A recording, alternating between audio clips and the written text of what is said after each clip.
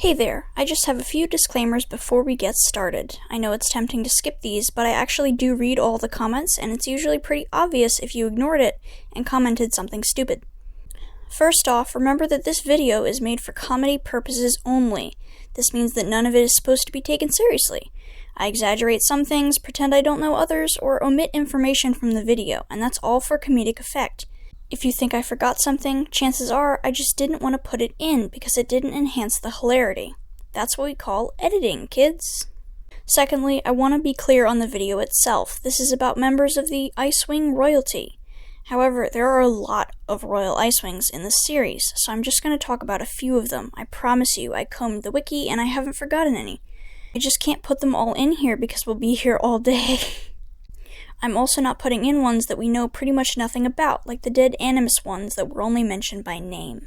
Also, this isn't really a disclaimer, but I'd like to add that this video will contain spoilers for all the way up to Book 14, The Dangerous Gift. Hello men's, femmes, thems, and toasters, it is Ultimate here, and today we are taking a look at the chilling, majestic IceWing royalty system. And if you clicked on a video about IceWings not expecting some ice puns, I don't know what to tell you. The IceWing royalty system has been around for a long time, and at first glance it seems pretty standard for the Wings of Fire canon. Queens die and are challenged by their daughters all the time, and in the Ice Kingdom, any animus dragon must use your gift one time to create something that will live on after you are gone. But then of course Queen Diamond drew back the non-existing glittering ice curtains to reveal her glorious collection of frozen Nightwings.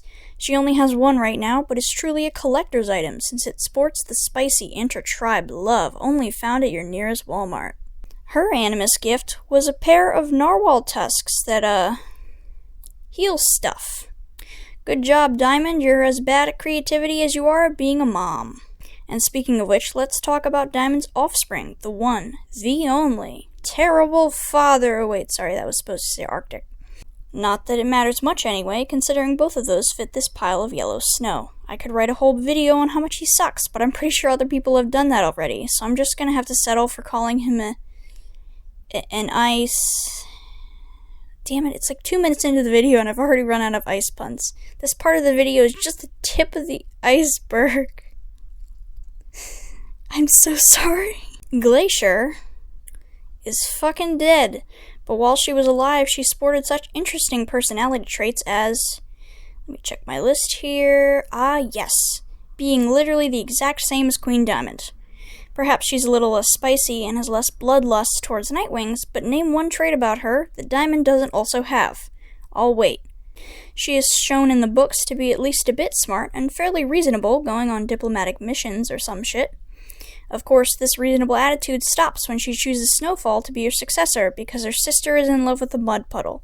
Hailstorm and Icicle are both siblings of Winter, and I'm putting them both in the segment because the only reason they're in the story at all is because of him.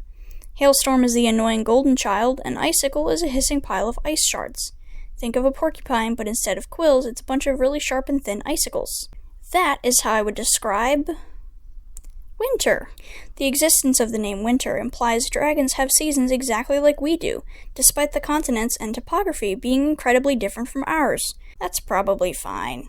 Winter is the nephew or something, and he's unfortunately been cursed with the pretentious asshole syndrome.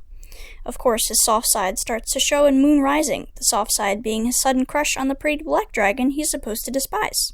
The list of things that Winter is bad at has now expanded to... talking to girls, hunting, and fitting into society's expectations of you. Same here, bro.